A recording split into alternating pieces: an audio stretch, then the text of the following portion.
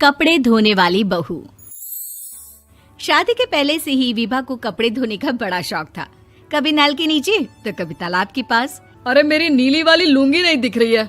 विभा की अम्मा, कहाँ रखी है लुंगी? अरे वो तो विभा ने परसों ही धोकर रखी थी आपकी अलमारी में, देखो वहीं होगी। वो ना मैंने आज धो दी, मुझे लगा कि गंदी हो गई होगी। अरे कैसे गंदी हो गई थी? उसे तो मैंने पहना भी नहीं। हे भगवान, इस लड़की के कपड़े धोने की आदत से परेशान हो गया हूँ मैं। जितना तो घर में राशन नहीं आता, उससे कहीं ज्यादा डिटर्जेंट पाउडर का खर्चा है। इसकी शादी करवा दो, शादी। जाए अपने घर में ही करे काम, फिर चाहे घर के कपड़े धोने हो या पूरे गांव के।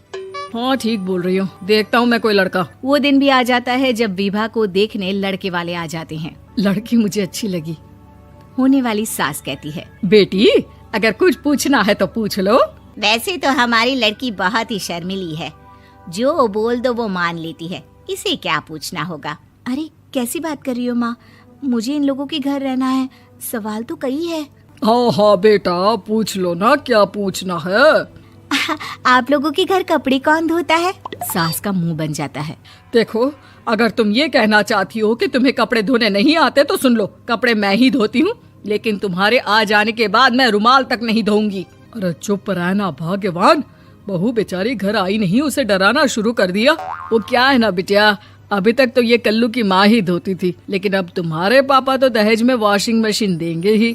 तभी विभा की माँ बोल पड़ती है, सवाल भी पूछा तो क्या। वैसे भाई साहब, मशीन की तो फिर भी कपड़े धोने की कैपेसिटी होती है। मतलब जो बिटिया दे रहे हैं ना विभा, इसे कपड़े धोने का बहुत शौक है। ये आप लोगों के क्या, आस पड़ोस गांव मोहल्ले सबके कपड़े धो दे और उफ तक ना करे। बाहर देखा नहीं आपने कितने कपड़े सूख रहे हैं? सब हमारी बिटिया ने ही तो धोए हैं। बस भी करो ना माँ, शर्म आ रही इतनी तारीफ सुनकर। और तो और एक दाग निकाल कर दिखाओ तो मान जाओ। हाँ अच्छा, माफ करना बेटा, मैंने गलत समझा। हमें तो रिश्ता बहुत पसंद है। और ऐसे जुड़ जाता है रिश्ता कपड़े धोने का शौक रखने वाली विभा का। उसकी शादी हो जाती है कोयला फैक्ट्री में काम करने वाले कल्लू के साथ। शादी के बाद अचानक विभा चिल्लाती हुई सास के पास आती है। सासू माँ, अरे सासू माँ कहाँ है आप? ये तो धोखा है, धोखा दिया आप लोगों ने मुझे। इसे ससुर के चक्कर के बारे में पता चल गया। अरे तो उसमें तुझे क्यों धोखा मिला है? अरे नल में पानी नहीं आता, कपड़े कैसे कब धुलेंगे? अच्छा, तू पानी नहीं आ रहा उसकी बात कर रही है।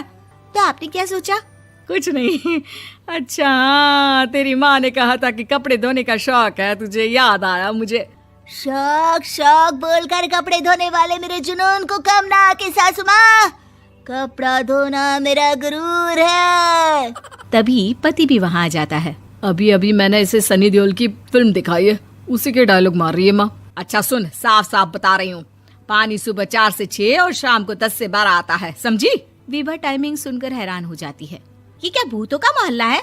सुबह 4 बजे उठकर कौन कपड़े धोता है? 4 बजे टंकी में पानी जाता है, फिर सारा दिन धोना ना, किसने मना किया? अरे कैसी बात कर रही हैं? 200 लीटर की टंकी में कितने कपड़े धो लूंगी मैं? सुबह ही उठ जाऊंगी मैं। अब क्या था, विभा सुबह 4 से लेकर रात के 12 बजे तक कपड़े ही धोती रहती। एक रोज सास पड़ोस से निकलकर कहीं जा रही होती है कि साथ वाली कहती है, हाँ कल्लू की माँ, जरा ये बताओ कि 2 साड़ी है, 2 ब्लाउज और एक पेटीकोट और एक नाड़े वाला लंबा कच्छा। हाँ तो? अरे तो क्या, कितना लोगी धुलाई ये बताओ। धोबन दिख रहे हैं हम क्या? हमारे पति सरकारी नौकरी से अभी रिटायर हुए हैं और बेटा सुपरवाइजर है कोयला फैक्ट्री में। धोबन समझ रखा है हमें? हाय रे कल्लू की अम्मा, माफ कर दो, वो तो मोहल्ले में यही सब बता रहे थे कि तुमने बहू को कपड़ा धुलवाने के काम में लगा दिया है। सास को पड़ोसन की बात सुनकर गुस्सा आ जाता है। वो घर पहुंचती है जहां घर के बाहर ही इतने सारे कपड़े सूख रहे होते हैं जितने कि किसी धोबन के घर पर। अरे ओ कल्लू की दुल्हन, बाहर निकल। माँ जी यहीं आ जाओ, बाथरूम में चादर धो रहे हैं हम। अरे अभी हम धोते हैं, तुमको बाहर निकलो। ये आस पड़ोस वाले बोल रहे हैं कि हम बहू से कपड़े धुलवा कर उसे कपड़ा धोने वाली बना दिए हैं। अरे छोड़ो ना माँ जी, किन लोगों की बातों में आती हो?